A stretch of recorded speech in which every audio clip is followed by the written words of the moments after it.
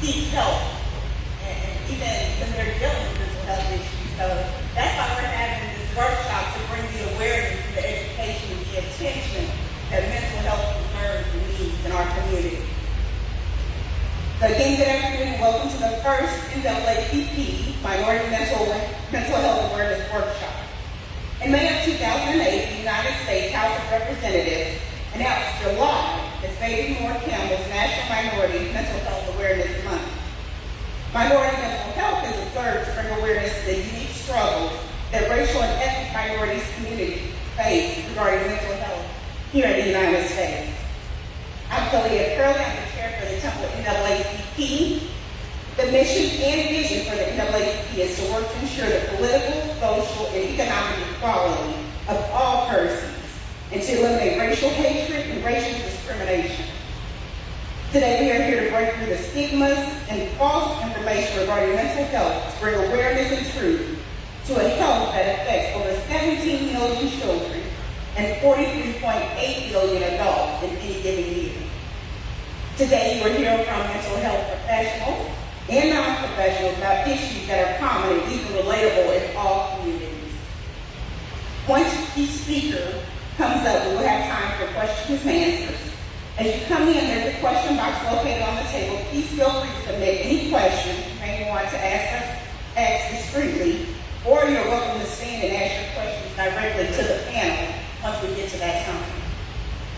This afternoon, I am pleased to welcome our first speaker, Revlon Wilson. Ms. Wilson is a principal therapist at No Other Way Counseling in Killeen, Texas. She has a PhD in clinical pastoral counseling and has been working in the field of psychology for over 15 years. Please help me welcome Ms. Revlon Wilson.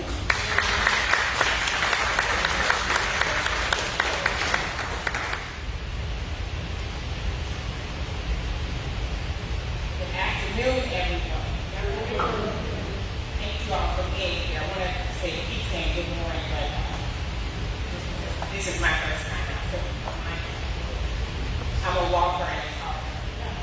So I appreciate all of you all coming here this morning, because it's really impactful on the people that we look like and that look like us, and our neighbors next door, the people that we work with, to know that these events are happening, that you attended an event, and then you can take this information back and disseminate it into your community, into your workplaces, because that's how the word is out.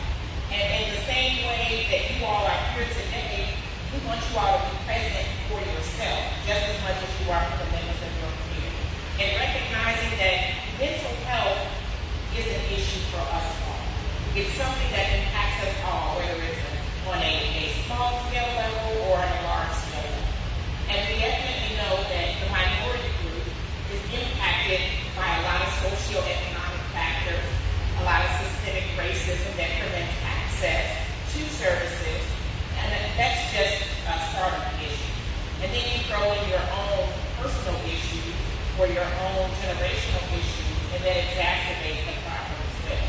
So I'll just cover just some of the things, and we'll get into more as each person stands up, but as we have the flow of discussion afterwards, so that there's some direct information that you all can receive.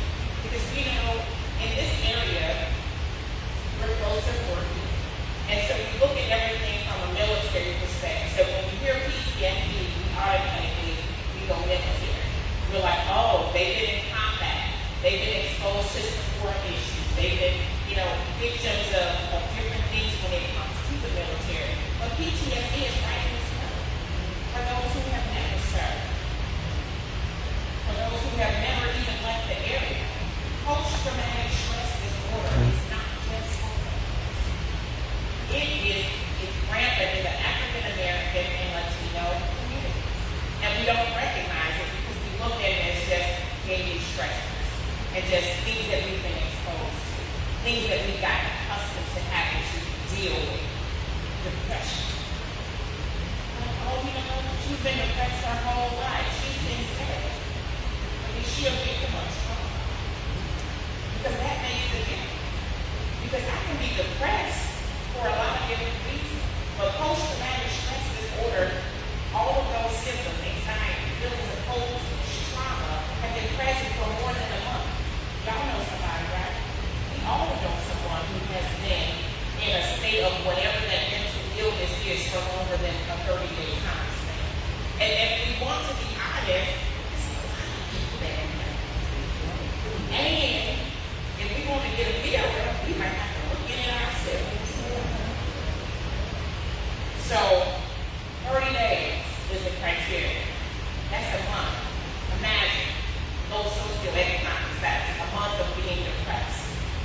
month of not being able to talk about it, a month of not being able to access the care that you need in order to be a better member of society.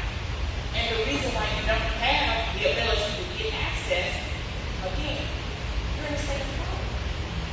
So poverty is something that comes from PTSD, but PTSD can also increase poverty. So you walking hand in hand with poverty when it increases. PTSD when it increases. So now you have your question. You got to take a day off from work in order to go somewhere. You cannot afford to take a day off from work in order to go somewhere. Because a lot of people in areas of color are making minimum wage or even under it. And so that money, that's the life deal. Now, do I go to the doctor and talk about my problems, or do I let my kids speak the switch and turn it light? So when you have make a choice like that, that further impacts the nature of the psychosis of whatever's going on. Now I'm even more depressed because I do not have the ability financially to go take care of myself. There's nothing in the community that gives me that ability to say, you know what, if you take a day off, we're going to pay you because we understand that mental health is important. So we have to say, well, how do we make it important in our community? How do we make it important to ourselves? If I'm in a situation where I have to decide between mental health and paying a bill or keeping a roof over my head, what do we do? There's no right or wrong answer here. This is just facts. So this allows you to see people. And when I say see people, not just the exterior, but to see the person next to you that's always sad or angry. When you see them, when you're depressed, when you're irritable, you're feeling hopeless, when you see yourself, or are you just seeing symptomology? Because in our area, and in more socioeconomic status areas and people of color, when you see the symptomology, oh, you're aggressive, or you're an angry black woman, oh, she's just spicy like tea. No. She's doing what she's doing. And this is the response. Because there are some systemic issues that have kept him or her from having access to the same amount of care that a counterpart can easily go to. It's symbolic of, we were on the Zoom and Kalia asked us, well, what do you all need for me? And I said, you know what, I would like to have all green M&Ms. And that's like if you say, okay, so I go in and I say, oh, I need all green M&Ms. If you tell me, you know what, okay, go to HEB and just buy some M&Ms. Now I'm broke now, I'm poor. So it's going to take me a while to go buy each bag of M&Ms to pick out the green ones to get what I need in order to access what I need. But when someone else comes in, I tell you, oh, you know what, just go online at M&Ms.com and just order all green. Right? There's a difference.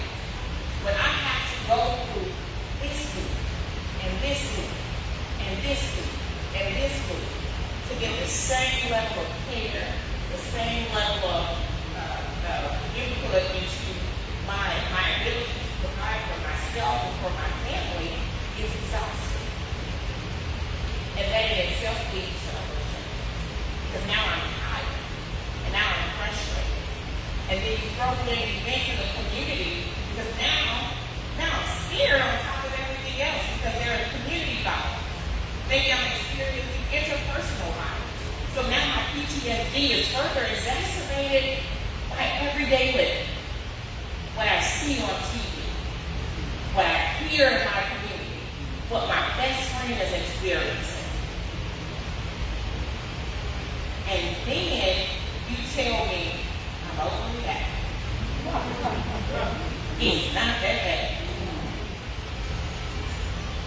The literature says that it's a problem. The book that we go to diagnose people said this is a disorder. Post-traumatic stress. What? Disorder. So if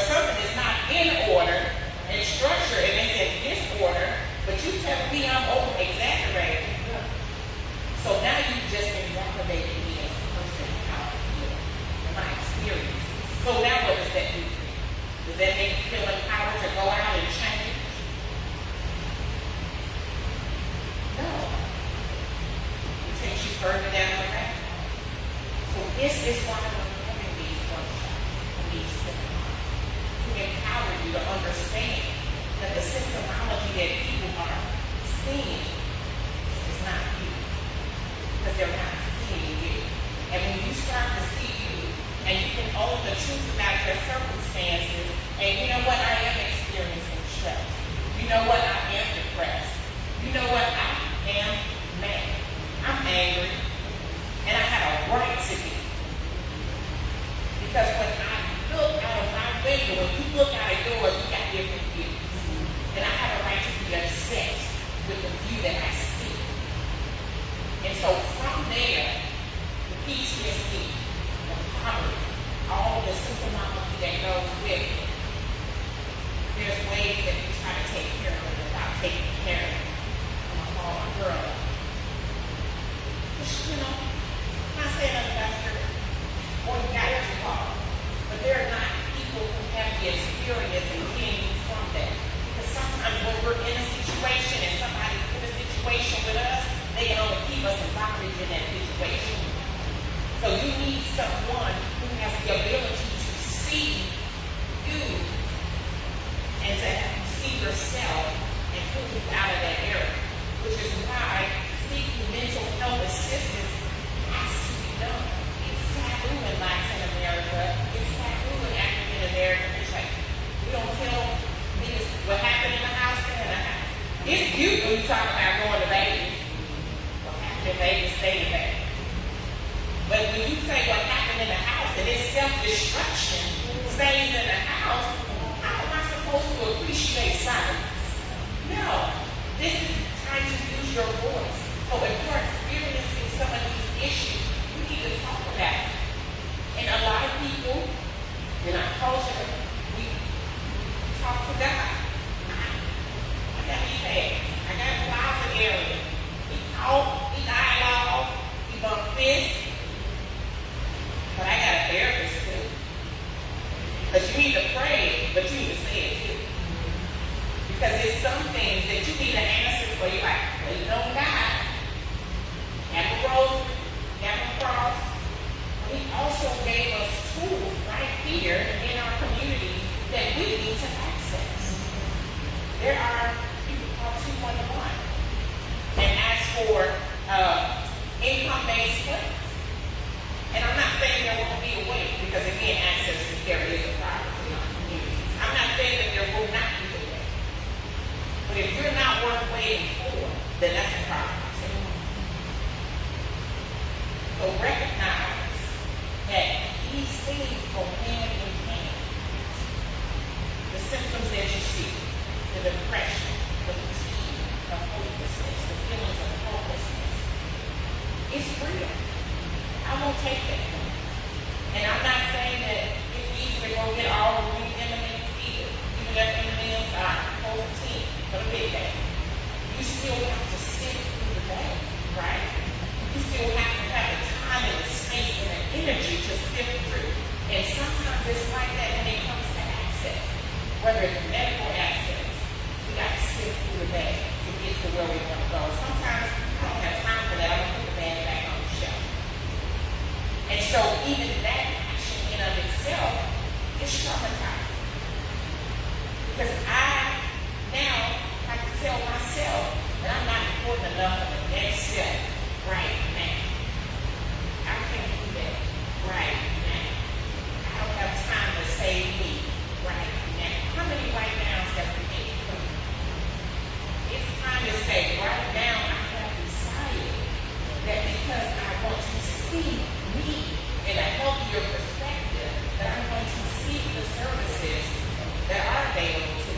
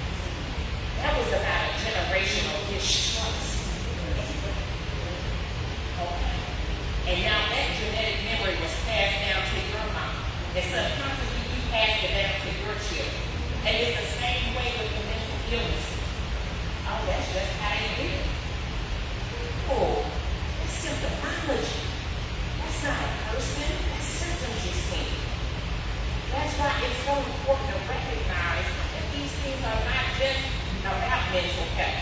Yeah, you know what? He's been on crack for 20 years, but why did he start smoking crack? You know, we see the crackhead. We don't see the broken person.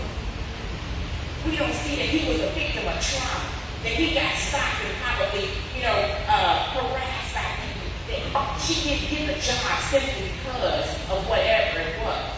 And from there, in order to appease help whatever that feeling of inadequacy was, we seek something. We all got a problem when something goes wrong. I give me a snack. Like, hey, you got something on sale? I can go there. Oh, it's M&M's on wait. He grabbed crack. But that's what we see. But that's not who that person is. We don't want to be labeled by our depression. We don't want to be labeled by our stress, by our anxiety, not even by our socioeconomic status. We got to stop saying we're poor. I say, you know what? I'm the clean blessings. Because when you say something, your voice is the most powerful voice that you will ever do. And so you want to make sure that you're speaking life, mental health, physical health, financial health over yourself. Because it doesn't mean that when you go home, just by speaking over yourself, that everything is going away. But it just means that when you go home, you're more in a mental power position to deal with your day-to-day until your day-to-day change. And so this today is important. This day, for some of you in here, allows you to start on a different type of journey. It's going to allow some of you to see yourself in a different way. It's going to allow you to look despite having a low in spite of access issues, in spite of lack of finances. With COVID-19 and mental health, I said it's a blessing and a curse because it took a lot of providers to be one. So now, when you're on your lunch, which you a 30-minute session, use your EAP benefit and make a phone call. So access to care in some way has been opened up. Let's take advantage of that. Let's start talking, not about people, but about the problem. Because if I can separate the problem from the person, I can honor you outside of that. And when I can honor you outside of the problem that you have, it makes me want to work so that we can eliminate the problem for the community. Because aren't you tired of this is how it's always been? Oh, yeah. That you have to accept that this is it. Because this is what you see. This is what people have told you that you can have. You have to decide individually, first of all, because you can't convince me if you ain't convince yourself. We have to decide individually that we are important enough to step outside of whatever boxes someone has placed us in. Even if it means that we have to write letters, we have to physically band together and create opportunities for healthy discussion. Doesn't always have to be put on by the NAACP. This could be your living room. Zoom will give you 43 minutes. Zoom with your friends and talk about what's really going on. PTSD is not just about ministry. It's about seeing people shower in the corner and still having to get up and go to work the next day and not having time to absorb. It's about losing another family member to violence, to drugs, to substance abuse, and not having time to deal with it. Banding together to bury our person, and then we still got to go on. And now because we had to bury someone, and we already were between blessings, now we are worse than financially, and that brings in some more things that we have to deal with and talk about. This is an opportunity for those conversations to take place. Again, see the person, not the problem. Start honoring and seeing yourself. You're always tired because you're stressed talk. And you're not getting the problem out. Honor yourself. Don't say, well, you know, I'm stressed out, but it's going to be okay. Well, today I don't feel that. Honor your truth. And even as providers, we have to really be careful that we don't invalidate you all when you come in. And don't say, I understand what you're going through, and I've never been there. And don't tell you that, you know what, I'm sure it's not that bad. Let's see what we can do. Don't let anyone invalidate who you are, including yourself. Because that's the first step of acknowledging that you have some issues that you need to talk about. Stand in the truth. If you are depressed, stand in that. And say, and now I know I need to get some help. If you're anxious, if you're feeling helpless, stand in that. I didn't say own it. I said stand in that. Because when I know where I am, can't nobody else tell me where I am. And then from there, I'm going to decide that I want to be seen in a different light, first and foremost by myself, and then everybody that's connected to me. So I'll go ahead and hand it back over, and we'll have more discussion later. Thank you all for your time this afternoon.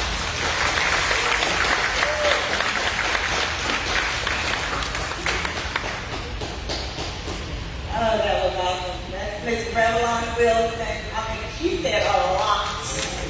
So I'm hoping that y'all really got that. Okay? And if you didn't, just write it down and we'll answer later.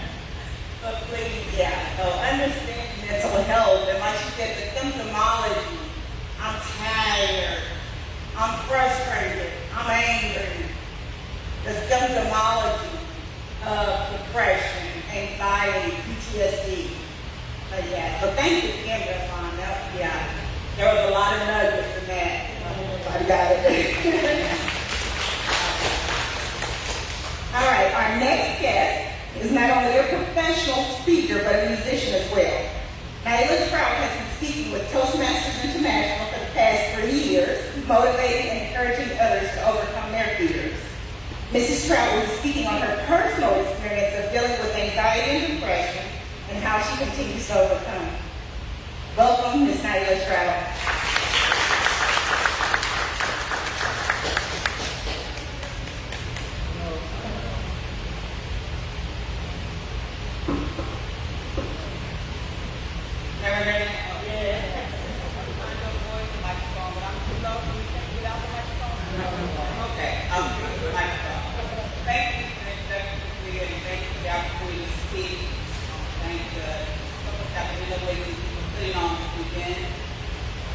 So good afternoon, everyone. How are you doing?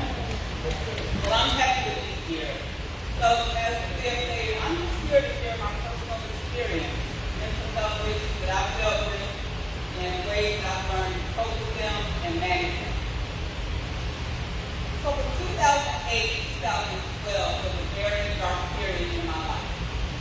I was highly stressed from work, and I was dealing with some marital issues. And it got to be too much for me, to where I didn't know what to do. It was really a lot. And my reaction to that was I began to change. And it wasn't for the best. I'm typically a happy-go-lucky person. I think I'm positive, one of those people that see the world through rose-colored glasses.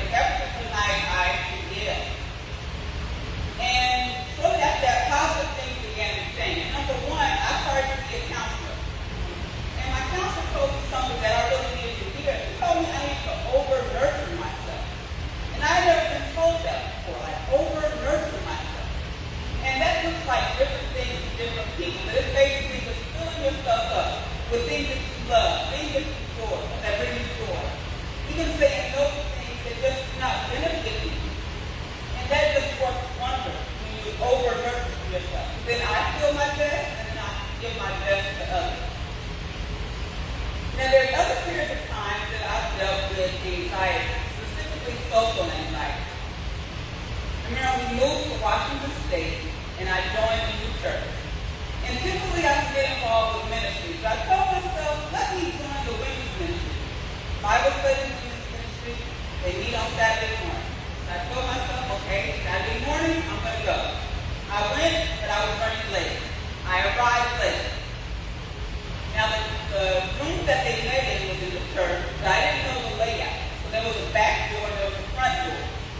And I entered through the front door and opened the door again. It had already started, and I saw all these eyes on me. And I just began to panic and get nervous. And I'm quickly scanning the room, looking for the nearest chair. And I go rushing to the nearest chair. And I'm tripping over myself on my way to the nearest chair. And I look up, I'm not even paying attention to the woman who's speaking. I start to look at everyone, because I'm thinking, oh, they see me, they see that I tripped. And I panicked, embarrassed, nervous. I couldn't even tell you what took place at that Bible study. Do you know that I never went back? Never went back. Shortly thereafter, I began to see a counselor again. Because to me, that's no way to live. I didn't want to be to where I don't want to do activities, take part in activities, the events I want to go to, all because I have social anxiety. So my counselor helped me with baby steps. Activities to do that didn't involve that many people. Didn't have that much pressure associated with it.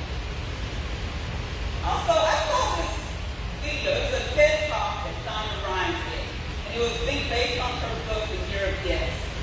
And we talked about spending 1 year where the opportunity that came her way, she said yes. I saw another video titled, What Would Fearless You Look Like? And that really struck me. And I took that person, I said, wow, what would fearless Naila look like? And it really inspired me to push past my fears. And you know what I learned? That it feels absolutely amazing on the other side of fear. You have a sense of accomplishment. It's a great accomplishment. Now, along with counseling, there are some tools that I just picked up along the way to help me better cope with my anxiety and my depression.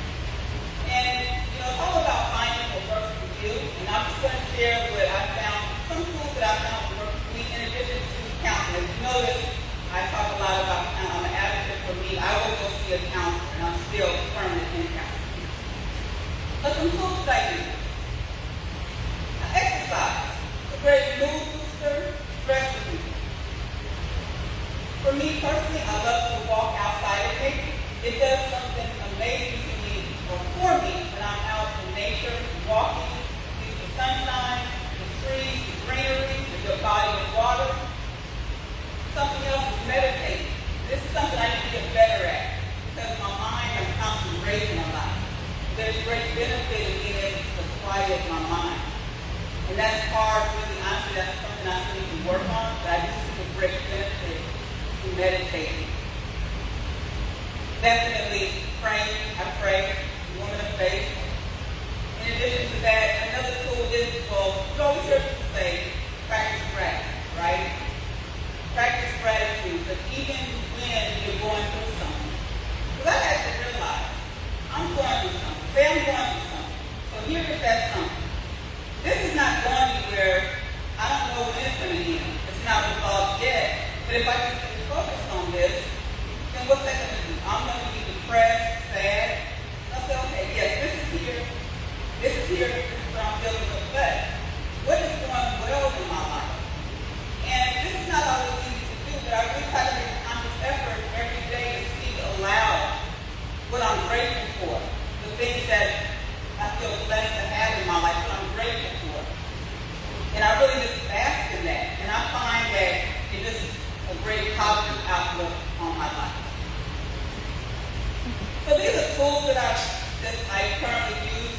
Now, we're also, y'all know that we're in a pandemic, right? We are all been affected by this pandemic. It's been going on over a year now. In addition to the pandemic, other things in life have gone on, right? That we have to deal with. And so for me, what that was, during the pandemic, I went through a separation and a divorce after over 20 years of marriage. So to get to the pandemic, I remember I started to feel anxiety, just from the isolation, parenting, and then knowing coming up, I'm going through a separation and a divorce. So to get ahead of that, I started seeing a counselor. Get ahead of it. And I created the counseling and the tools that I use with the fact that I have handled this a whole lot better than I did 10 years ago. And I'm just really grateful, truly grateful. So I just want to encourage everyone, if you feel something, anything, talk to someone. Seek a mental health professional. You're not alone. It's nothing to be ashamed of. Find what works for you. Clear.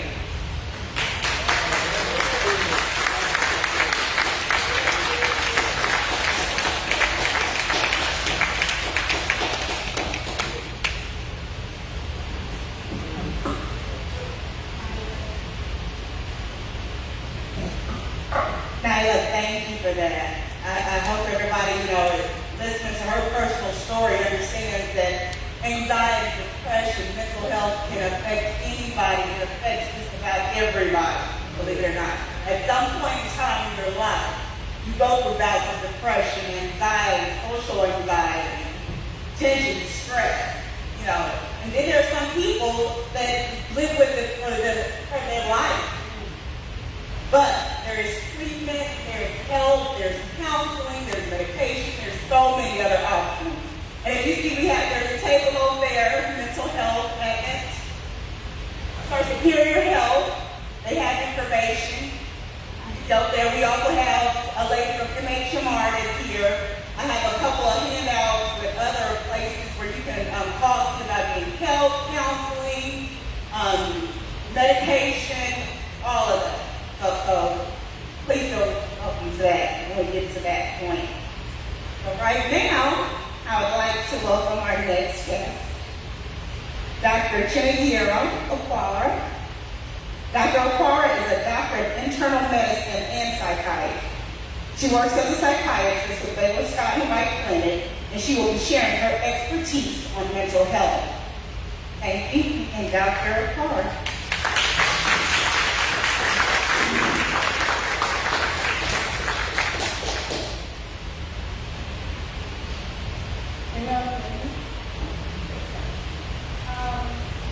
Good afternoon, everyone. So I'm a pretty shy person, so I'm not going to be too long. So thank you all for having me. I'm very happy to be here. I'm very happy to be a part of this. I'm going to try to talk about it, and I'm hoping that I'm talking at the end of this. So, one of the key points I wanted to point out today, and I see my classes as well, is mental health illnesses, right? So the doctors that illness, there's tons of other doctors that specialize in this. So this was not a problem that we need to do for us, and especially we need a lot more of that. So this is serious. And it doesn't discriminate based on what you look like, or how you talk, or how much you eat a day. It's just a human illness, right? You're a human being, you're supposed to get things. But one of the things that happens is that based on some of those things I just talked about, can affect your ability to get actually help that you need. So the treatment that you need, I'm going to do doctor talk, right? So health treatment is that illness that lots of people spend a lot of time on energy trying to figure out how to deal with it. So I had to talk about this, right? So, I want to talk about kind of psychology, think of it that way, of, how racism can affect your ability to actually deal with it.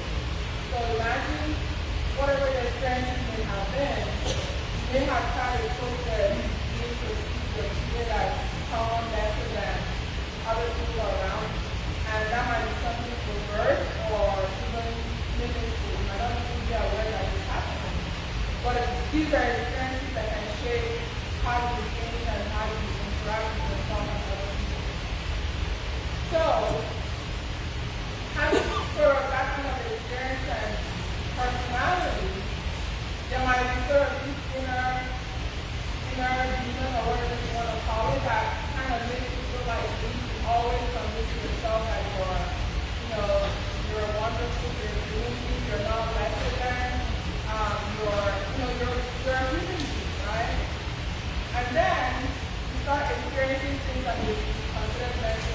think something that really very difficult to talk about, right? If you have high blood pressure, you can just check your blood pressure and show the numbers that they're high. Oh, I have hypertension. So I'm gonna take medication for that. But if you're suffering on the inside, something that someone cannot, something that is very hard to explain to other people, something that can be on the spectrum of maybe normal human experiences, it's really hard to really talk about that or even acknowledge that it's an illness as much as diabetes or high blood pressure is an illness. So you sort of want to deal with it because, you know, I'm a strong person, I'm a powerful person, I got to get over this, you know. But if you have high blood pressure, you're not going to try to get over it, right? You're going to try to do something to correct that pathology, so correct that disease in your body, right? Using medication or lifestyle changes or just certain things about your lifestyle. So this is sort of how what I'm hoping to kind of talk about as far as mental health is concerned, right? Because people like always have every other people from it and you can easily talk to somebody about it. So, throughout this talk, I'm going to use some terms, right? So we talked about depression and anxiety, right? So if you have diabetes, you might tell someone that you have a sugar problem, right? But depression actually has specific types of, diseases to themselves, right? So there's major depressive disorder. There's persistent depressive disorder. People that have bipolar disorder also experience really bad depression. These depressive disorders are not just being sad, right? So feeling sad is something that you're going to experience as a human being. But having a major depressive disorder is not something that you have to just let go. You have to talk to someone after you see you have that because there's treatments for it.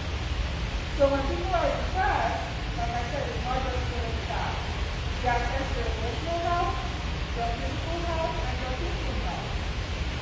Personally, I can't tell you the number of people that I see and that are thinking, oh, they have dementia. So dementia is kind of when you start having problems remembering things and you're forgetful, you're losing things, you're working and making tons of mistakes, you're kind of on your last goal to finish your probation for messing things up. And you're, oh, maybe something is wrong with my memory. No, when you're depressed, you have a hard time processing, and that affects your thinking.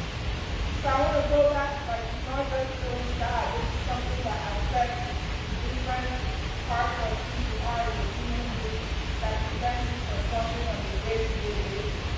And that's why it's a problem. It's not something you just want to live with or deal with, right?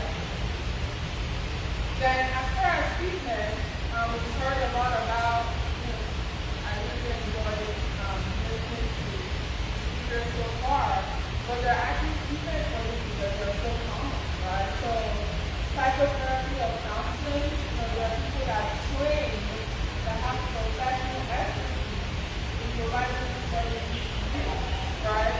So your best friend or your mom or your dad, those are strong support, but they're not going to be your therapist because they're not trained to adequately give you the help that you need. And most people, I have this, not that I actually like go pass this out, but this is a picture that I showed to some people. Most times people think that talking to a therapist is just about talking, what's the use of talking, right? If I talk about it, it's gonna slow you down. No. When you talk to a therapist, they're equipped with tools to help you change the way you think and your behavior, and that can actually help you with your mood. Okay? And this actually can cause like specific changes, the different things that we talked about.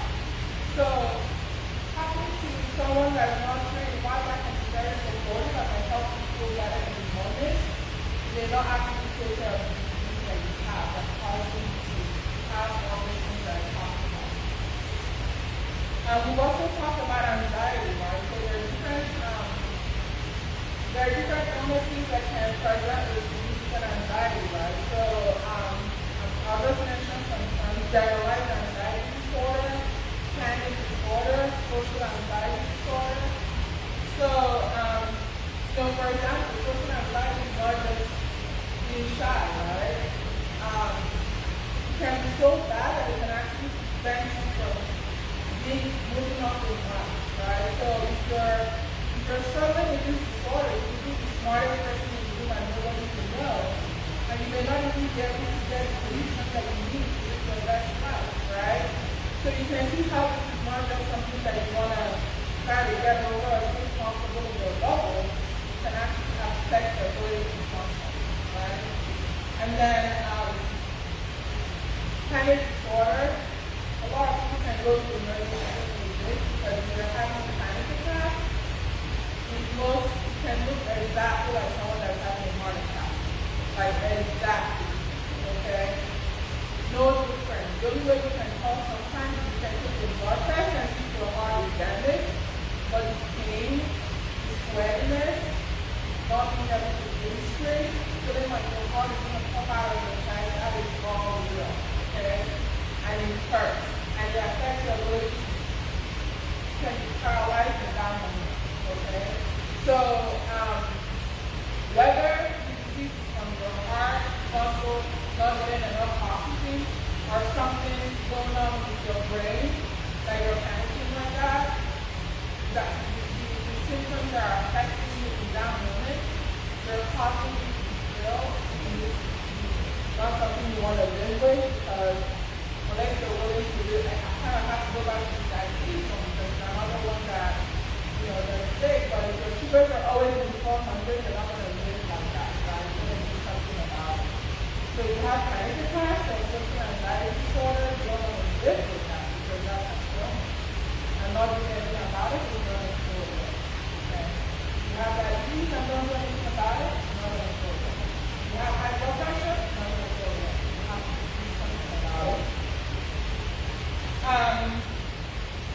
Substance use disorder. So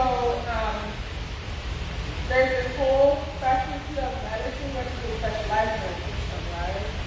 So this was something that you just stop drinking on your own or stop using whatever drug you're addicted to, there'll be no need for those people, right? So these are things that can actually change your brain chemistry and the way your brain works and relates to those things, right? And it can affect your relationships, your jobs, your ability to be involved with your family, your ability to do things in life on a day-to-day basis, right? So you definitely want to, in as much as motivation is important, you want to get better. If you do have, for example, an alcohol problem or a drug problem, it's not something you're just going to stop on your own. Most likely you'll go to get help. And there's help out there, right? And it's actually a sign of strength, I would say, to ask for help versus trying to suffer and potentially die from that. Because you can't kill it, right? Dr. Wilson talked about PTSD, and I was so happy to hear her talk about how PTSD is actually something that is very common. You don't have to be a veteran to experience PTSD. It's actually one of those things that it's not my favorite to talk to people about because in ways that it does cause a lot of suffering and a lot of people are silent. Because you'll be amazed by what people don't realize is talk. Okay? And if you're feeling any of those things that you talked about, please talk to someone. Because there's help out there. There's actually people that can help you gain some power over this. It's not going to change the past, but it can change how much power you can have over the past. It can change your ability to make peace with your past. But it won't erase the past, and that's a much better way to live than not doing anything about it. The last thing I want to talk about, at least for now, is thoughts of suicide. So So suicide is when you have thoughts of wanting to kill yourself, right? You want to end your life for whatever reason. And it's heartbreaking to hear some of the things that I hear about sometimes. Oh, I'm sure everyone in their life has thought about killing themselves. No. Okay? It's never normal to think about ending your life. Never normal. And what I mean by that is it's not something that you want to, it's not something you want to ignore. It's a big red flag. Okay? It's such a big deal that in my line of work, suicide is one of those things that gets our attention, right? It's considered an emergency. So it's definitely not something you want to think is normal. Could there be a reason why you're having thoughts of suicide? Yes. But is it something to ignore? No. Okay? It's like having a bump in your breath. Actually, that's not a good one because some bumps can be denied, but it's like, I can't even have an analogy right now, but it's not normal. Okay? So if you're having thoughts of not wanting to live, or if you're contemplating ways of ending your life or hurting yourself, and the mind can be very diseased to the point that you can justify that it's really the only way to go. Please talk to someone. Okay? Talk to someone. You may not be able to prevent all suicides, but there are lots of things that we can prevent. And this is such a big deal that suicide, the last time I checked, was the 10th thing that caused mortality in this country. So it's a big deal. All right? Thank you all for having me, and I'm looking forward to the discussion afterwards.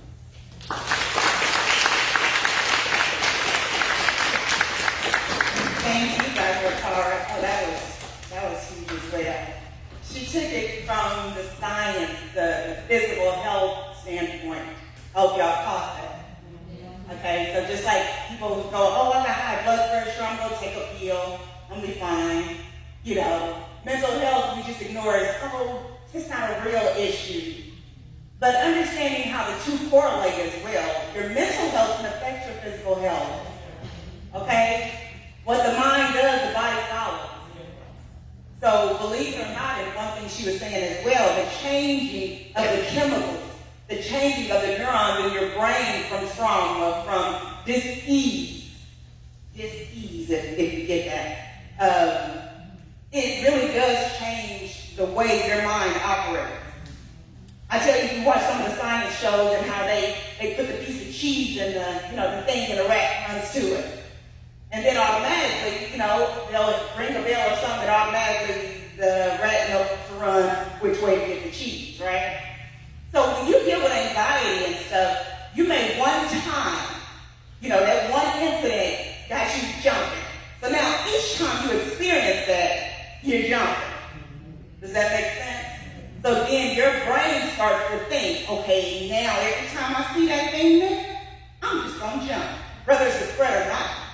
But now your brain has now been programmed to do that. So understand that it does affect your mind. It's real. It affects your physical and your mental health. And also, like she was saying, some people say, oh, I had a heart attack. I got heart problems. What kind of heart problem do you have? Do you have a valve problem? Do you have a muscular problem? And that's the thing with mental health. Anxiety may be a general title, but then there's bipolar. There's social anxiety. There's a whole lot of different types. So understanding what type you have is going to determine the best treatment taken to treat it. So Google is not your doctor. Okay? The internet is not going to tell you how to fix that mental health issue or the best medication. So you go to your doctor and be like, oh, I need a anxiety pill. I need a fix. I'll be like, well, now let's see what you got first, because that might not be the best course of treatment. Let's figure out what it is, and then let's decide what's next. So thank you again, Dr. Carr. So our next step, before I bring them up, okay, I want y'all to grab water, stand up, sit down, stretch your legs, whatever you need to do. Like this gentleman here, let me tell you about me. So I know y'all only seen 3 speakers on the flyer. However, I went to the Minority Mental Health meeting or symposium they had last week, and I heard him speak, and the things he said touched so many areas of mental health and so many things that people don't even think of. And also the fact that it's a male. Okay? Because I want people to understand it's not gender-based. Mental health is not gender-based. It's not color-based. It's not height-based. Okay? So if y'all need to grab some water or whatever y'all need to do for like 2 hot minutes, I am going to bring up, as soon as y'all finish, Mr. Raymond Goldstein.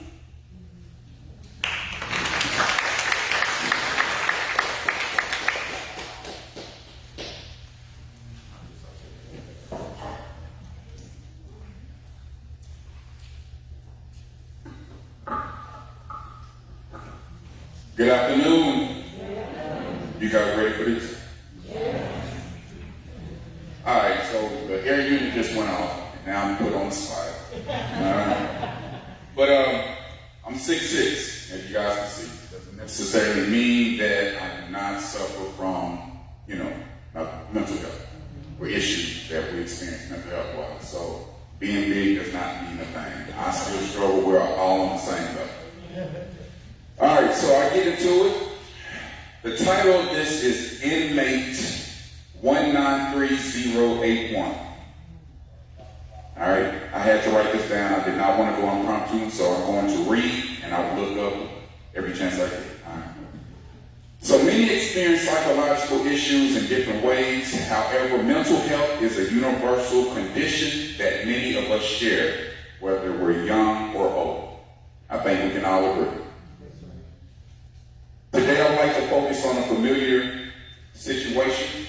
Jonathan Sean Gooseby, relation, my brother, now inmate to the state of Texas. He's serving 50 years, in which he'll have to serve 25 years before he was eligible for parole.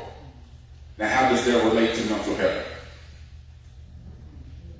In relation to Jonathan's actions, the signs of aggression, depression, withdrawal and isolation were there, but they went undetected due to our family's lack of knowledge. So we didn't understand the signs from the lack of research. We had never seen it, Phase 1, the illusion. Outside looking in, we were the perfect family. It was 5 kids, 3 boys, 2 girls, and a single black mother. It appeared that we were always dressed the best. But little did people on the outside looking in know we shared clothes amongst us. So I went to school and I laugh at it to this day, dressed in girls' clothes. My mother's jeans I had to wear, And that created a sense of insecurities, something that really stressed us out. Now within 5 children, my mother didn't have the finances to take care of us without using government assistance. Therefore, we were forced to use HUD housing and food stamps. The monopoly money, not the card we use today, the street. We literally had to count out that, the colorful money. Very embarrassing. This embarrassed us at a time. So it was so bad that Brown, Texas News interviewed my mother and highlighted her as struggling severely.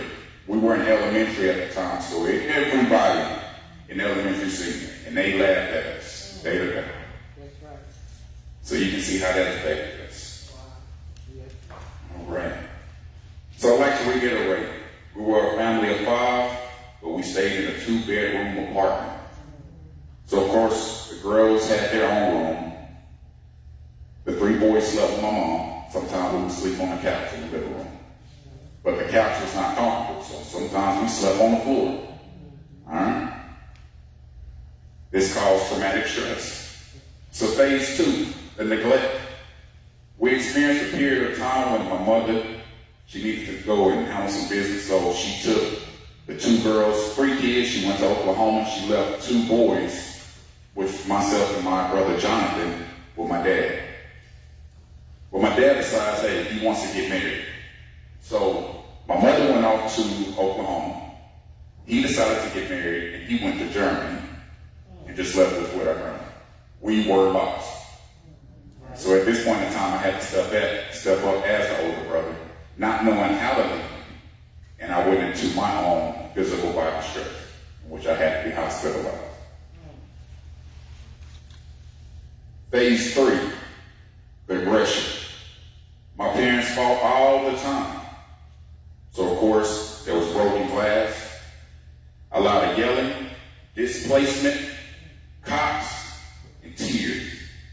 So at this point in our lives, we began to become numb to life's events. We were tired, and we began to harbor all of those feelings, which prompted isolation from years of trauma, something we still deal with today. And I'll cover that at the end of the actual presentation. So the effects on Jonathan. As we approached adulthood, Jonathan began to show signs of stress. He had a quick temper, depression, and isolation. Now at this point, he would begin stealing, breaking in property, stealing money from wallets. What was crazy about it is the fact that he began to become careless. There was one point in time, and I believe I touched on this the last meeting we had, he decided to go and steal rims from a car. So there was the homeowner who came outside, he was watching the entire time, but he had a gun pointed at him. He was getting ready to pull the trigger. And he told the police, he said, the only reason I didn't pull the trigger is because my wife realized there was a kid. Saved his life.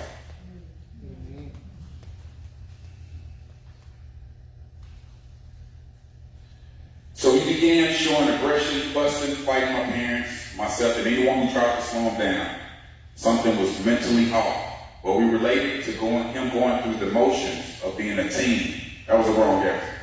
Again, we didn't have the proper knowledge. We could not identify what he was going through. So depression. The only way Jonathan dealt with the depression was by using drugs. He also decided that in order for him to find peace and happiness, he needed a group of friends. Well, one night, this group of friends, including my brother, decided to rob a 50-year-old Caucasian woman. These are just the facts. Nothing is fabricated. Aggravated, meaning she was sexually assaulted. Aggravated, meaning with a deadly weapon. The same weapon the officers located in his vehicle. These same guys he sought after for peace and love, happiness, were the same guys who denied all allegations. And to this day, Jonathan denies his involvement, but when DNA leads you to the property, everything you say after that is no important.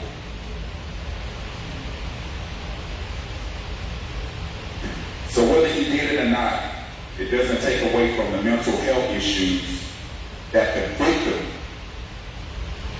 is dealing with to this day. She was 50 at the time, not sure if she's still here on this earth or not, but whether gone or still alive, not only did it affect her, but also her family. And that's something that, even though it's my brother and I love him, we don't condone. Okay? So I would like to conclude by stating that I don't condone of such acts and that justice has been served. Many may question whether mental health had anything to do with his actions or if he was just a product of a bad decision.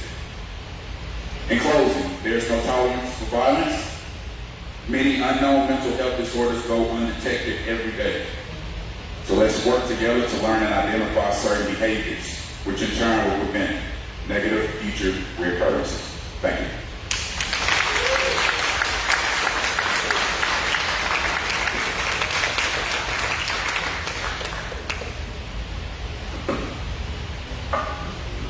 Thank you so much for that, Raymond.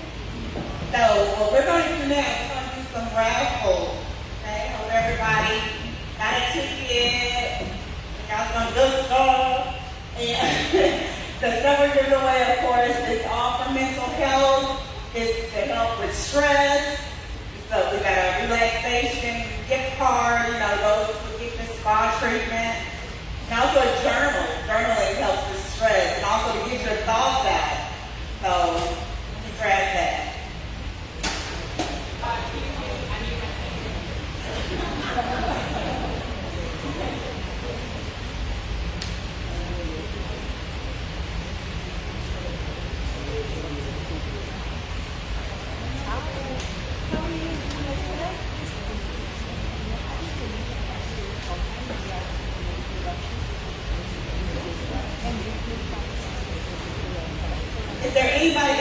didn't get a ticket other than the panel? Okay. So pull out your ticket. The first number is, and this is for the journal. So we got 809031.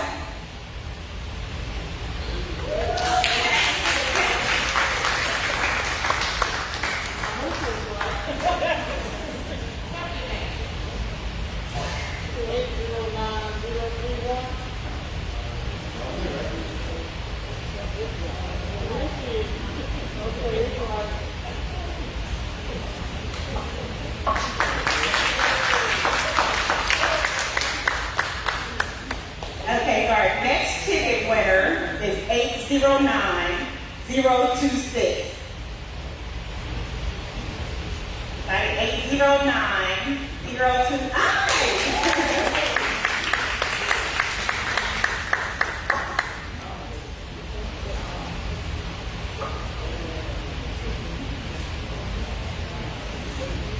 Aaron, you want to do some yoga?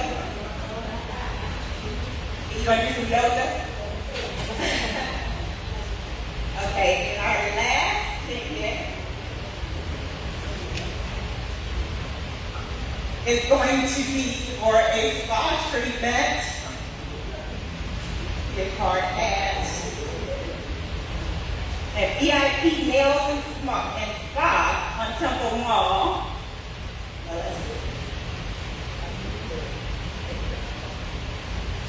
And the winner for that one is 809042.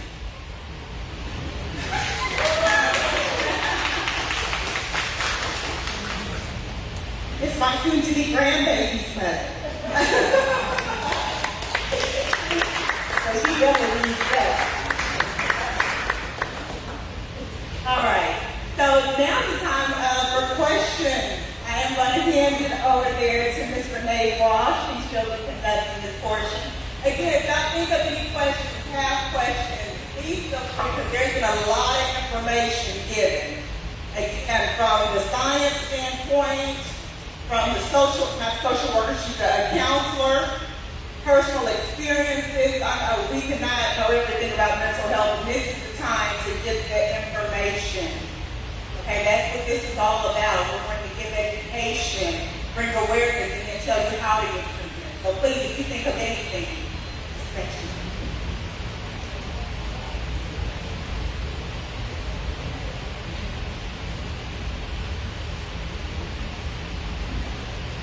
You go. All right, so first I'm going to read questions from Facebook Live. It says, are there any PTSD or mental health pilot programs available in the South County area? Can y'all hear me? Are there any PTSD or mental health pilot programs available in the South County area?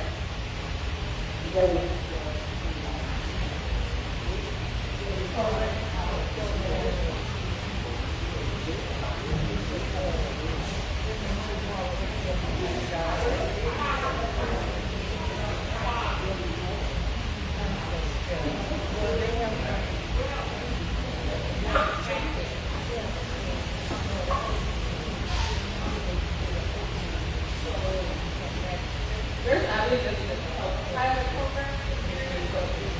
The area that treatment or therapy is for actual services.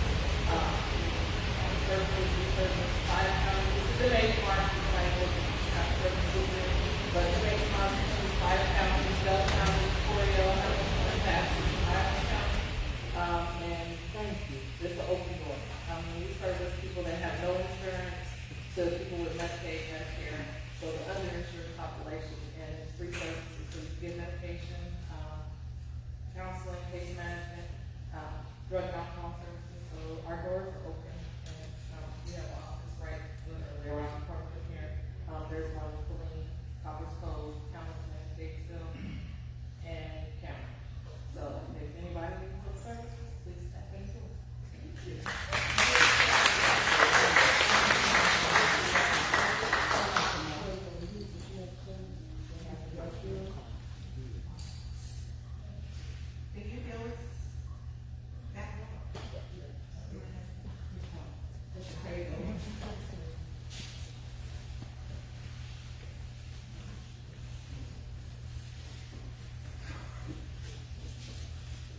afternoon, everyone. My name is Joanna, and going back to answering that question, with Medicaid, we do offer behavioral health case management to our members. If they do have Medicaid, they give the opportunity to select a plan.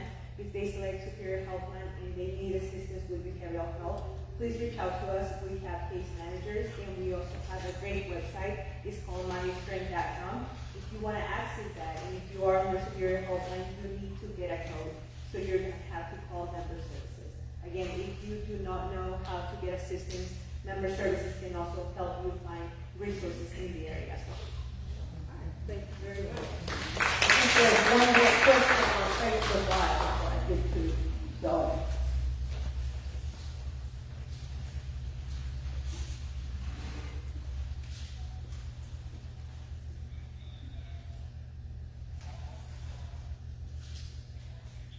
So it says, since the church has been an integral part of the forward progression in the Black community, how can we empower the church to play a more active role in mental health acknowledgement and treatment?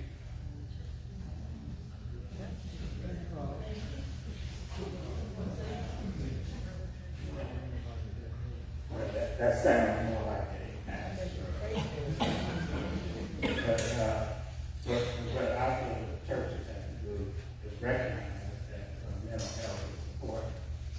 I spoke with some pastors earlier today about this very issue, and what you said is that how do we address mental health? We're just pastors, and I heard someone say something about that earlier. They are just pastors, and it's hard for them to address mental health.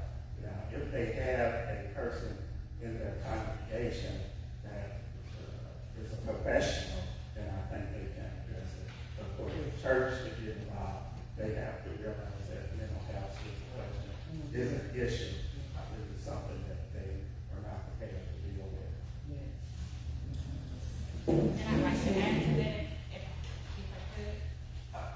I'd like to add to that if I could. So within the spiritual community, I attend Destiny World Outreach Center in Killeen, Texas. We actually did a group, it's called Combat Reboot Recovery. And it's a PTSD group that has a component that takes into account the moral injury.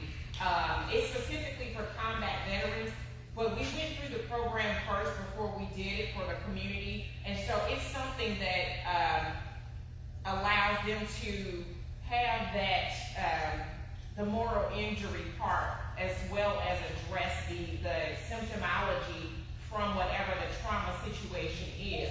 And Jennifer Owen, she started that group, but it's Combat Reboot Recovery. So even if the pastor himself or the congregation themselves did not have the ability to direct service, then there are programs that we can urge our pastors that if we're knowledgeable about, or if it's something that you do come across and say, hey, with the population that we have here, I feel that we need to have these programs. So it doesn't take away from Sunday service or Bible study, but again, anything that we do needs to be in addition to our regular practices.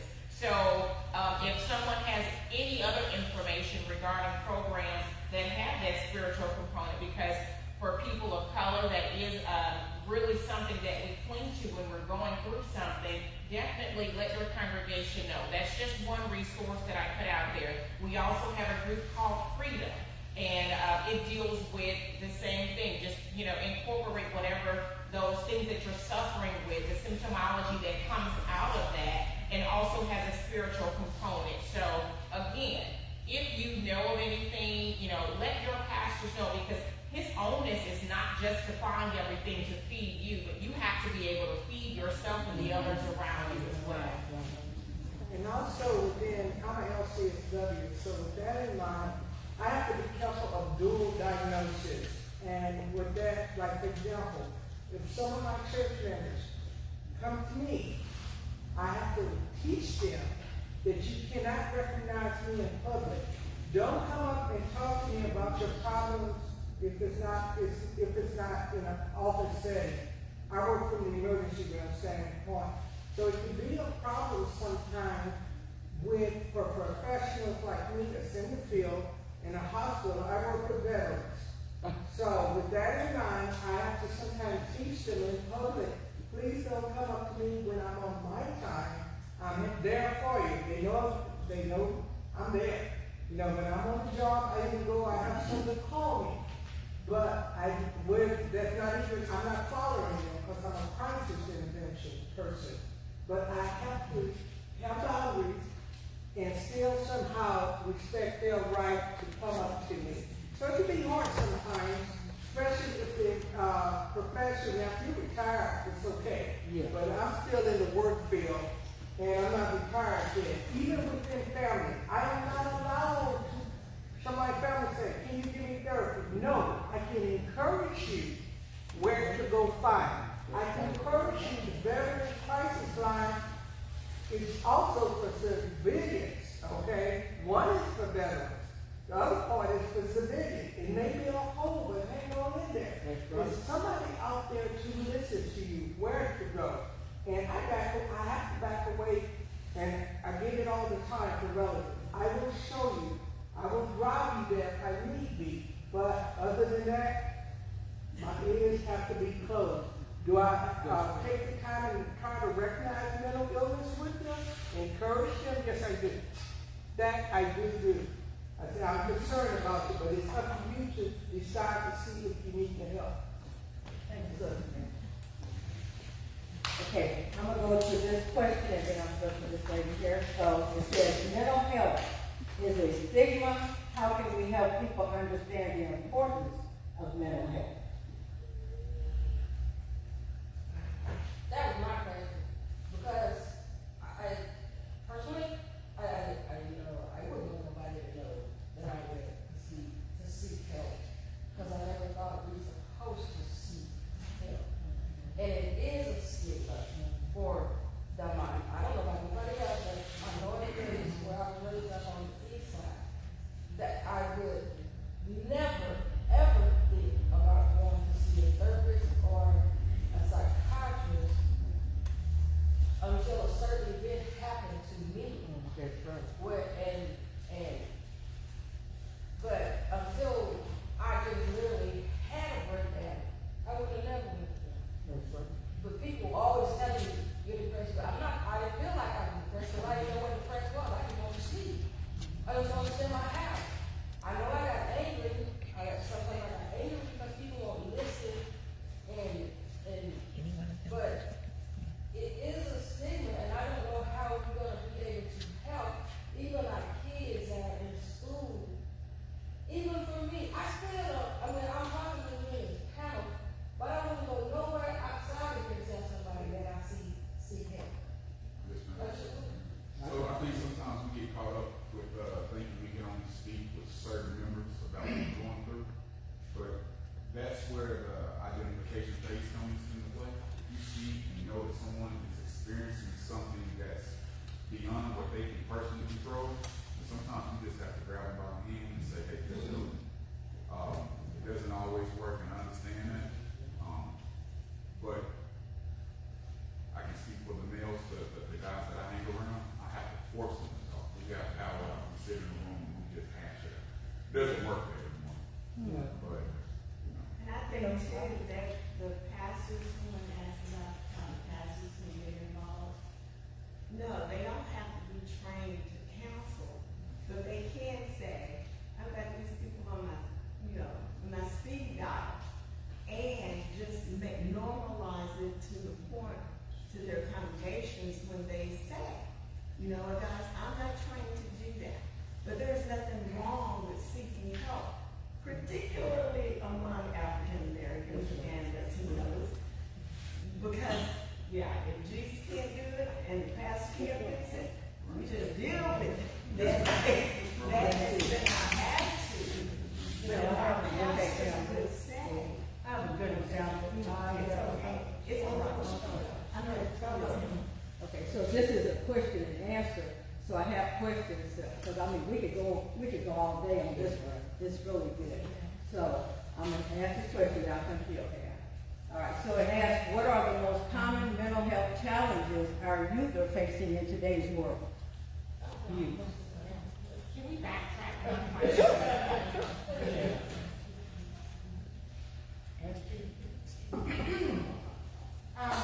So I wanted to touch on the stigma thing again. It's there though, right? I don't think we can try to minimize it or normalize it, but we haven't come to the point where it's not there. Until then, we've come a long way though, right? Like the history of psychiatry and mental health is pretty ugly, right? They used to lock people up and just forget about them. And now, we've gotten to the point where, psychiatric care or mental health care in a closed setting is a very small part of the mental health care overall. So we've come a long way, but we have a long way to go. So, the big thing about, my thoughts on, addressing the stigma is just, recognize that it's going to be hard to talk to people about what you're going through because it's hard to explain, right? It's hard to explain mental illnesses. I'm a psychiatrist and I still have to come up with ways to really talk about it, right? So it's hard to explain, and I think just acknowledging that until we can get to the point where it's easier to explain, we'll just have to work with what we've got. So if someone is not getting it, move on, but hopefully you can take away from coming here that it's okay, it's not okay that you have this illness, but you have an illness that you need to seek help for, and it's not your job to try to get other people to understand it. You can try, but that should not really be your priority, right? You want to work on understanding what's going on with you, and then if somebody gets it, fine. If they don't, it is what it is, right? Because it's hard to explain. How do you tell someone that you're feeling sad and you literally cannot get out of bed to do something that you would normally want to do? How can you explain to someone that there's just this intrusive thought in your head and you want to kill yourself, and you have kids, you have a mom, you have a dad. On a normal day, you have things that you care about, and you get to the point where you don't. So it's really hard to explain, and I think that's why the stigma is gonna fall like a snail. It's gonna take some time.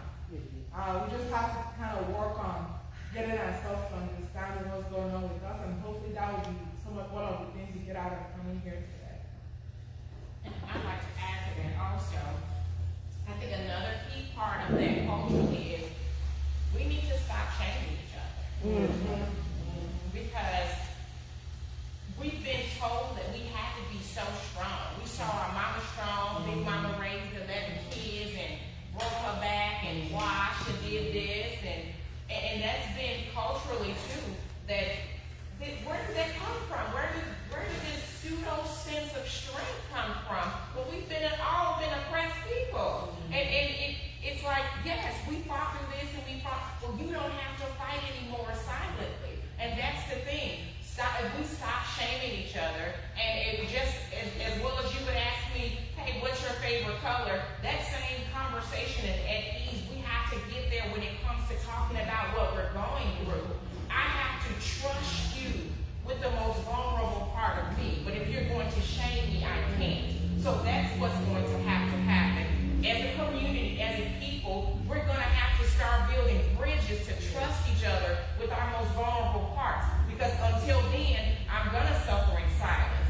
And I'm going to take it to the point of saying, well, so-and-so down the street, she did it with 4 kids and I only got 2, so I better not say anything. No, you better say something. Because for you, in your shoes, with your 2 kids, it's a lot. And you have every right to express that. We don't feel like we have a space and that we're entitled to express those things in that space. We have to, first and foremost, you got to know it's okay wherever you are. And from that place, speak on it. Because we do this. How you doing today? What we say? Fine. And I'm stop lying. Stop lying to yourself and stop lying to other people. And when you ask me how I'm doing, invest in me. Turn your body and wait for my answer.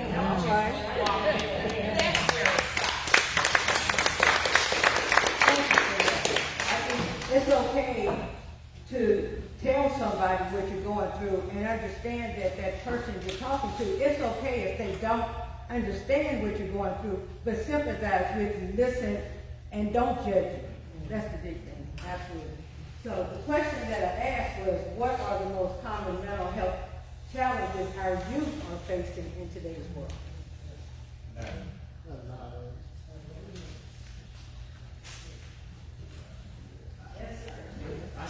I can speak about myself.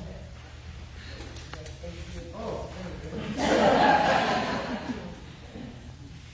from my point of view, I think the challenges that the youth face is more or less, we see our mothers, our fathers, they either struggled and made it through. Or we see our older brothers and them, they made it through. So we feel like as though we, as the younger generation, we can't complain. Y'all either have it worse, we have it a little bit better, and things of that nature. When it comes to whenever we feel depressed or anxiety, it's because we don't know how to deal with said situation. We're scared to ask our parents because, we have to make it out on our own. We can't rely on our parents all the time. And that's just how we feel. When, say, if some don't have a father in their life, right? Well, what's the next best thing? Friends, or the shows, or some things that you just seen. That's what you go to. That's what you know. So you emulate. It's, from my personal experience with depression and things of that nature, if I was ever trying to people please, and I felt as though I didn't basically please everybody in the room, even if it's just not one person who wouldn't agree with me, I'd be down in the dumps. I would self-isolate. I wouldn't do anything. Or if I made my mother mad, and it could be something small, I would, again, go into depression and things of that nature. So I feel like for the youth we're trying to please you, we're also trying to keep ourselves elevated and trying to live in the world that you all basically live in. Nice cars, a house, seem like you got your act together. We're trying to figure that out. And we're trying to emulate what y'all have, what y'all do, what we see.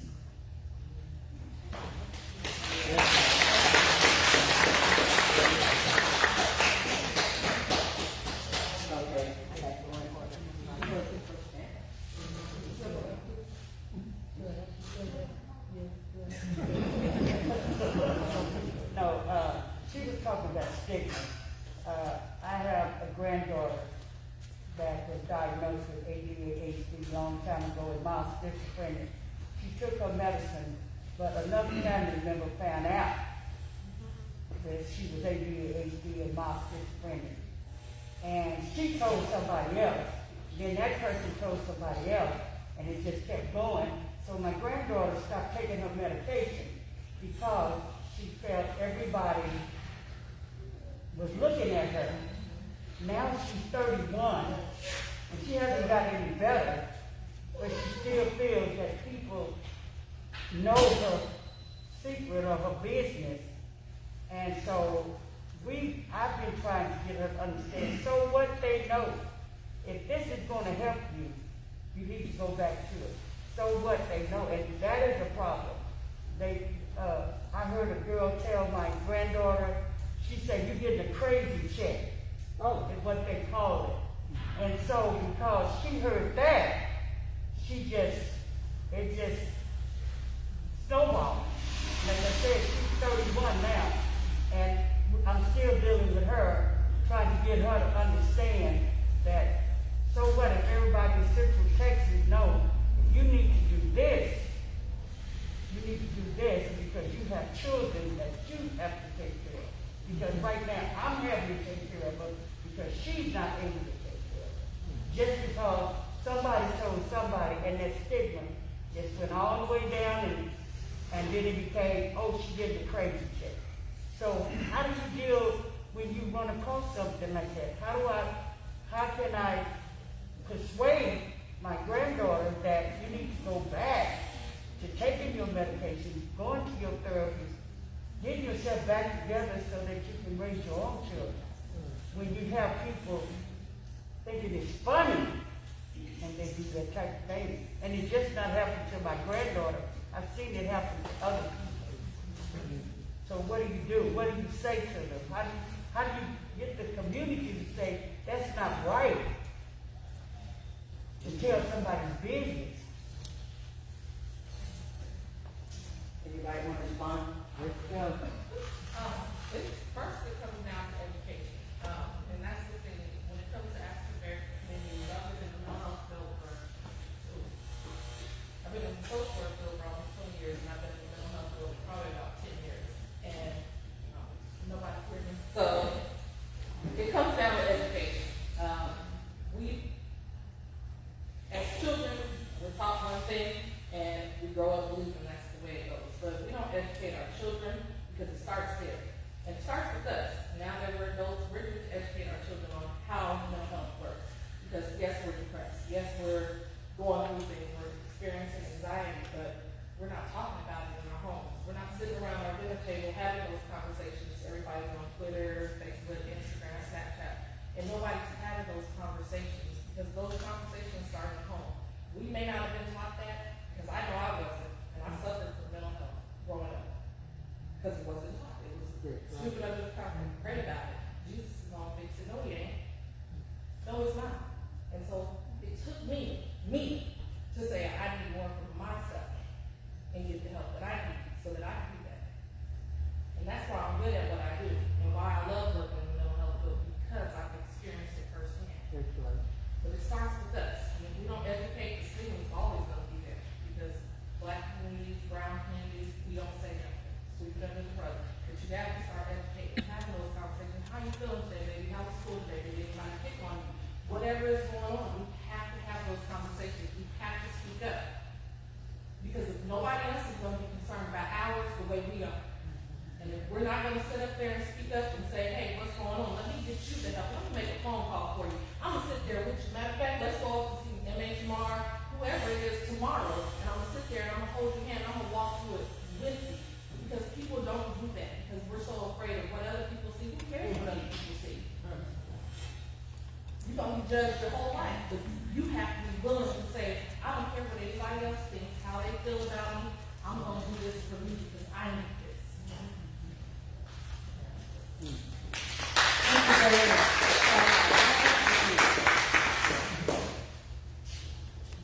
Thank you all so much for inviting us here today. This is a huge topic right now, not only in Texas, but especially here in Temple. And this is one thing that really touches my heart, and I take any what we call psych call or mental health call that we take very seriously.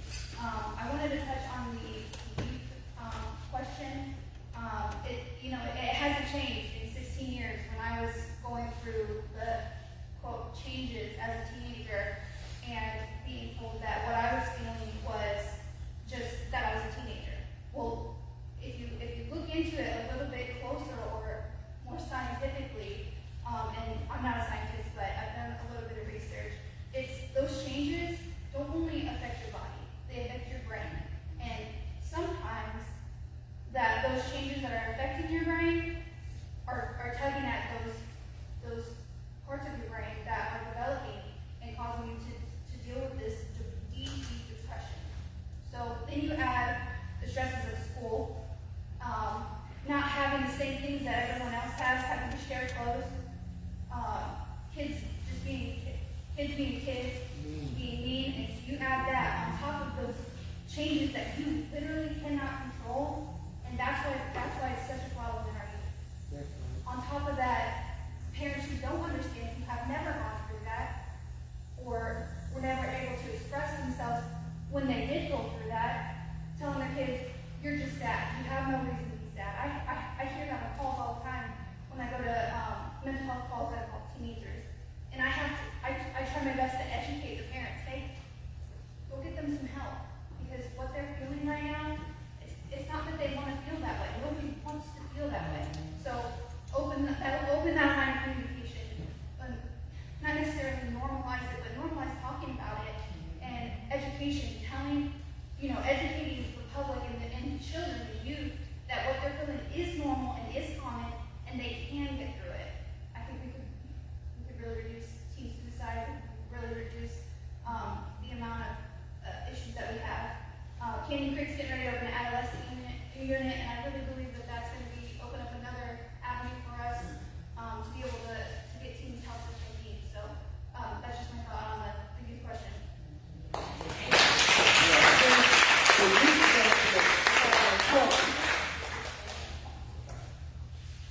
Just a thought on the youth question as well. We think about the internal factors, what's happened in our home, and not oftentimes the external factors. I know when we had here mentioned bullying, but like we got social media. Our kids have seen things on social media that we never saw in our life. I am that kid, right? Like I grew up, I was born in '95, so Rodney King was before my time, but that was a video that circulated most of my childhood. We have kids who have literally watched and heard Trayvon Martin being killed on those audio calls. Let's not even forget George Floyd last summer. Our kids see that. They see that on Instagram. They see it on TikTok. They have critical conversations with their friends. This isn't something that they're being quiet on, and they are asking for help, but we oftentimes ostracize it. And when we do want to give that assistance to them, in whatever form that we think is helpful, is oftentimes not engaging with the things that they're taking in from the external. And so it's not just about like what we're doing in the home, it's about what they're exposed to outside the home, what they're exposed to while they're in their own bedrooms. And that is incredibly insane. And how are we actually disrupting that cycle? Other than, disrupting the cycles of white supremacist acts across the country, there are other cycles that we have to disrupt in our own homes. And maybe that does look like, brain breaks and distant time from being home or from the computer. I grew up with no TV Tuesday. I don't even know what that looked like for us. it was really important for us to find a time and a space to disengage with what's happening out in the world and actually involve ourselves with what's happening in our own homes.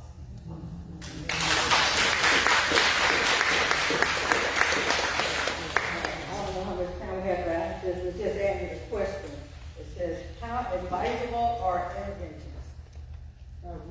How advisable are interventions?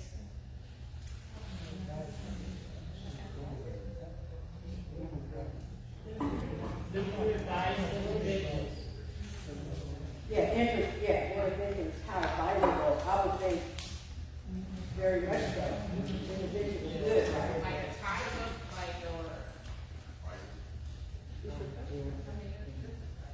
Ms. Renee, I think on that question, how advisable is interventions again? That's about, I think more so of them getting to see someone, and that person, that professional that they see, guide them in the direction of what type of intervention. So is intervention necessary? Maybe, maybe not. You may see go, you might just be tired. Take about 12 hours sleep. However, or it may be something bigger. So they need to see a professional, let them determine what's going on, what the symptoms, best line of treatment, and what it is they can do. questions over there? She has something to say, but I would like this mic off with that.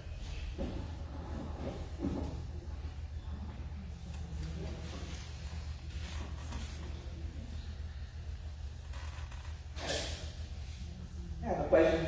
I wonder where you start with this. When you have a child, you've already been saying that they have, they want to put on medication when they're 2 or 3 or 4 years old. That they have some kind of, problem that they need medication. Where, some kind of disorder.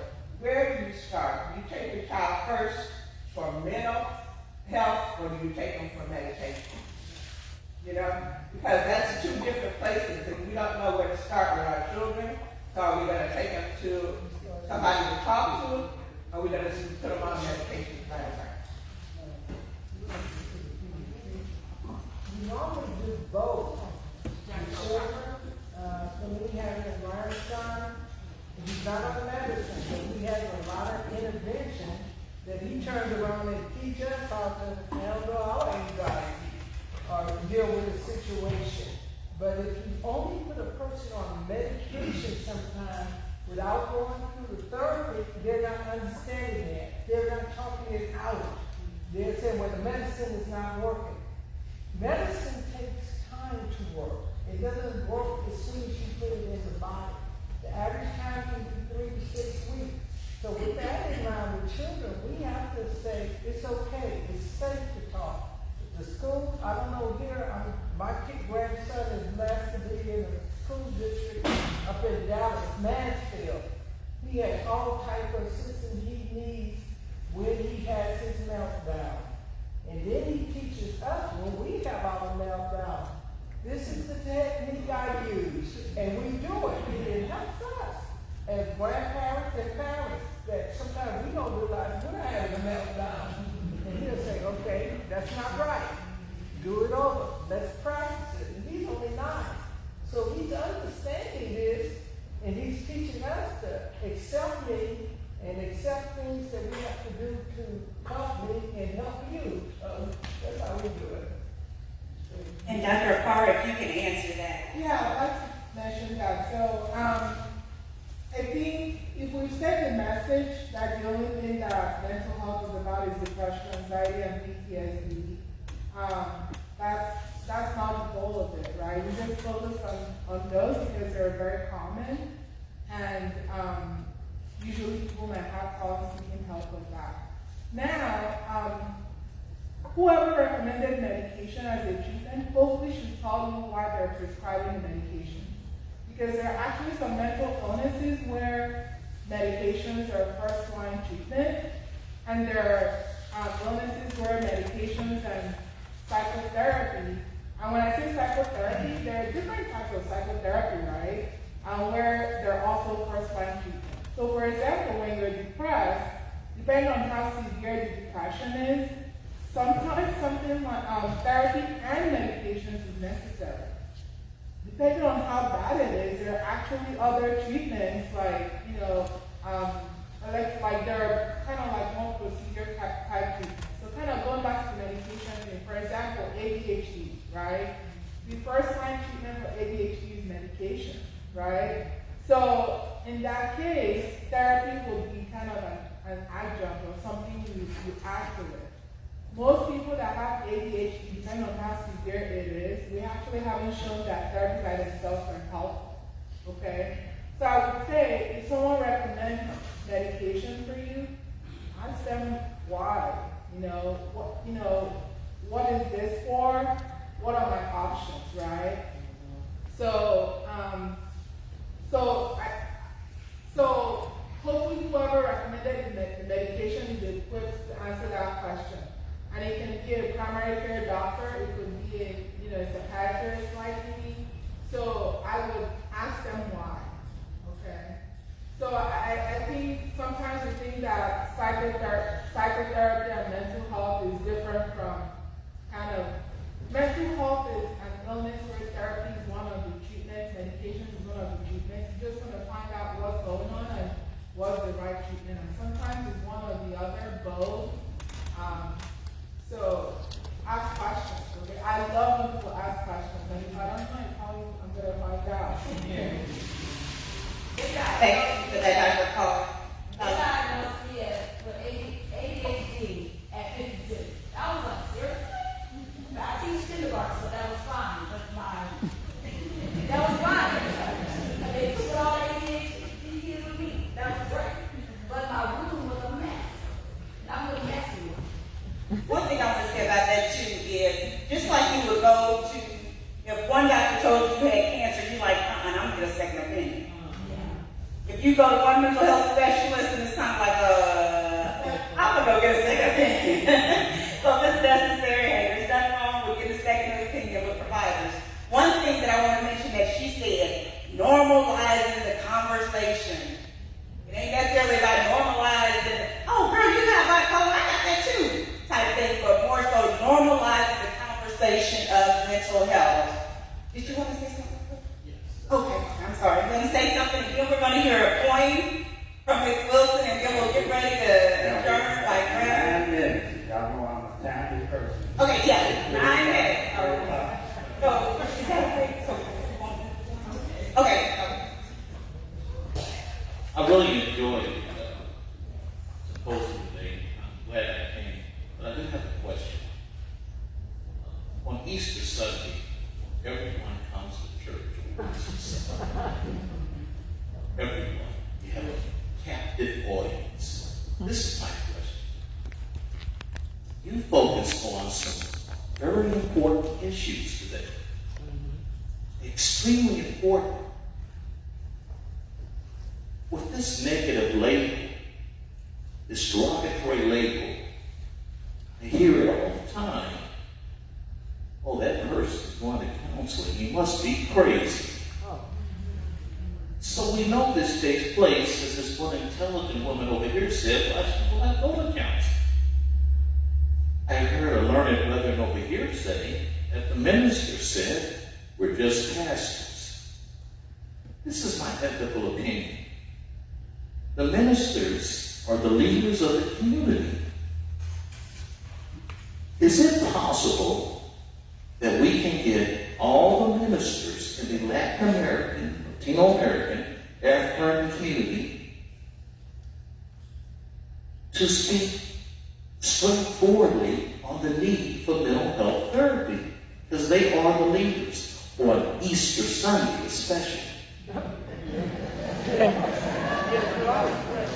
Because otherwise, we'll be doing what Karl Marx said, following the same traditions of the dead generations that weigh like a nightmare on the minds of the living. That's right. So, hopefully, when we leave here today, we will not follow the same traditions of the dead generations that weigh like a nightmare on the minds of the living. Thank you for that.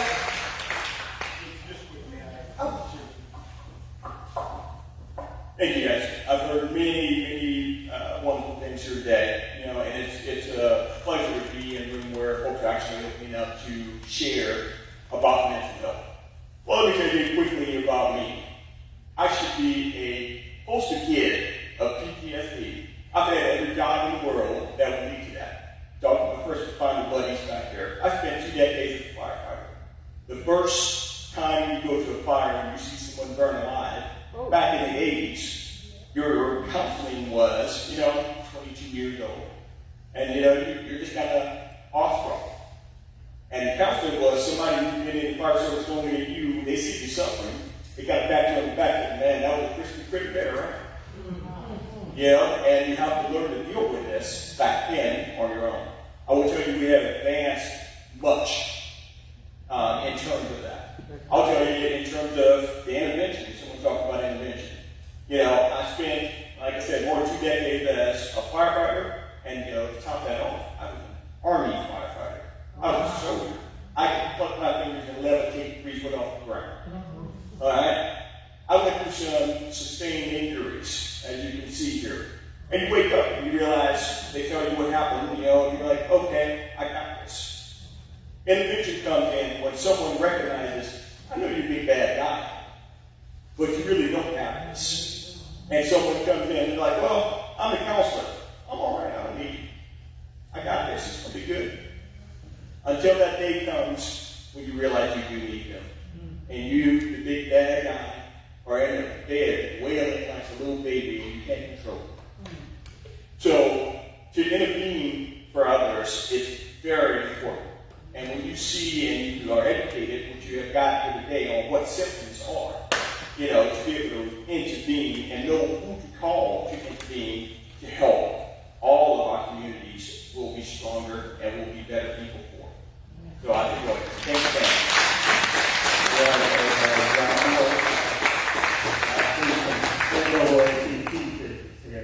We are the Temple Branch NAACP. We had these made special for NAACP, and I'm going to ask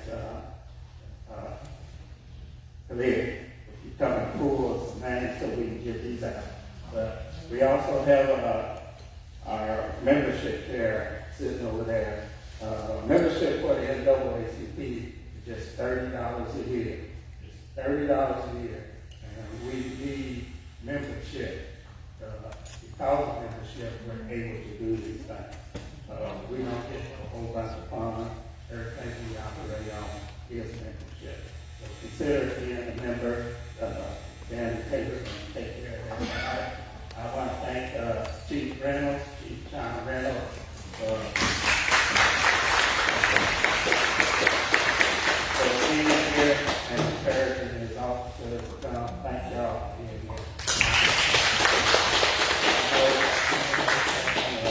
We talk all the time, so there's some good people. John Reynolds is new here. He is a good man. So support our police department. All right? All right, I need number 809025.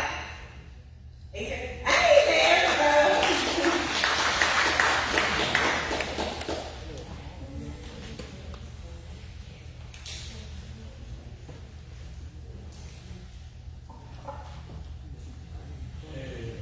Number 809035. 809035.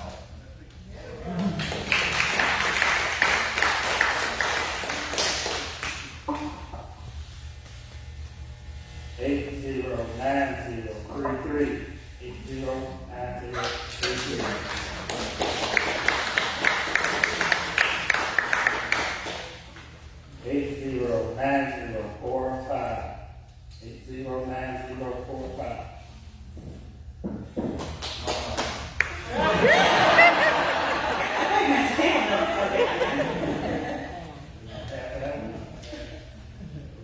Next one. 809039. 39.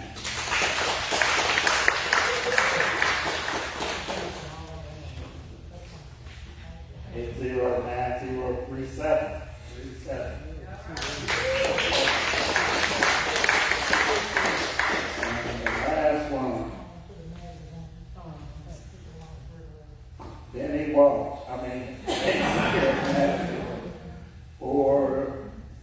809040.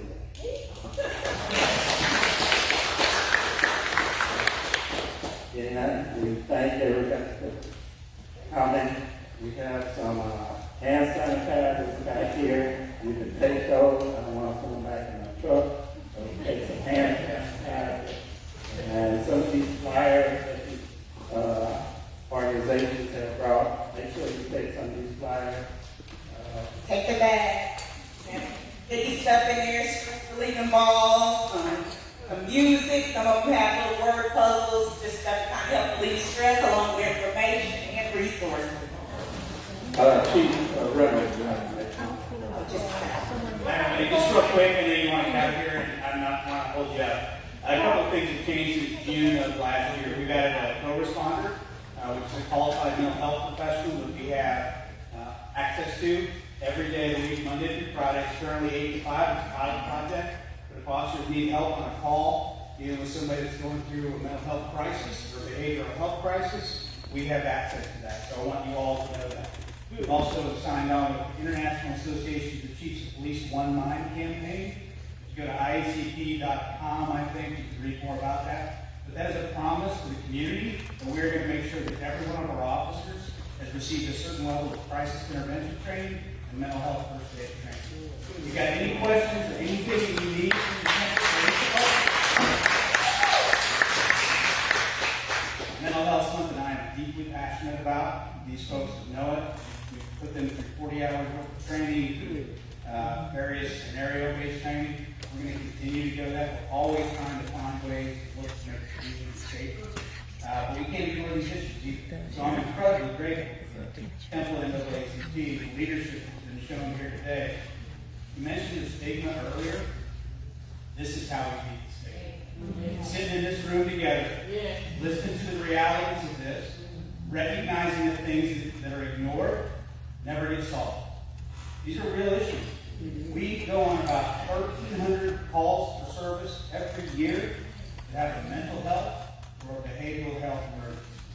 Here's what I also know. The more times police, somebody who has a severe and persistent mental health issue, come together, we're just asking for a bad outcome. We're asking for some type of violence to take place.